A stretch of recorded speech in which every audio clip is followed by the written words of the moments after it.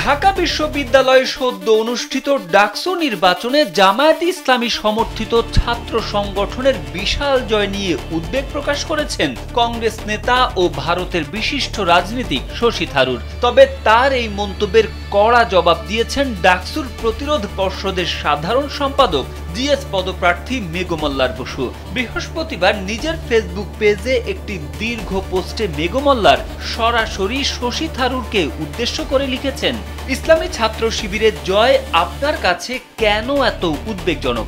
আপনি কি সেই একই ব্যক্তি নন যিনি কেরালায় শবরীমালা মন্দিরে প্রবেশাধিকারের প্রশ্নে ডানপন্থী প্রচারণা চালিয়েছিলেন কেবল সিপিআইএমকে হারানোর জন্য?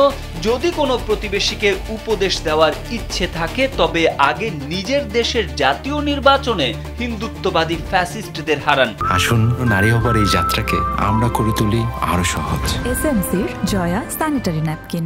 স্ট্যাটাসে ভারতের ভূমিকাকে বাংলাদেশের জন্য বিষাক্ত বলে আখ্যা দিয়ে মেঘমল্লা লিখেছেন, আপনার এই মন্তব্যই আসলে শিবিরকে শক্তি যোগায়। যদি হাতে এত অবসর থাকে আপনি আরো স্ট্যান্ড আপ শো করতে পারেন। আপনার আগেরটা যথেষ্ট বিনোদনমূলক ছিল। আমরা আমাদের সমস্যার সমাধান নিজেরাই করব। আশা করি ভারতের জনগণও একদিন হিন্দুত্ববাদী ফ্যাসিস্টদের ভোটে হারাতে পারবে। আমরা বাংলাদেশে ইসলাম ও ফ্যাসিস্টদের প্রতিরোধে প্রাণ দিতেও প্রস্তুত। প্রয়োজনে আমরা একে অপরের সঙ্গে সংহতি প্রকাশ করব, কিন্তু দয়া করে এই বক্তৃতা দেওয়া বন্ধ করুন। আপনার দেশ আমাদের থেকে কোনো অংশে ভালো নয়।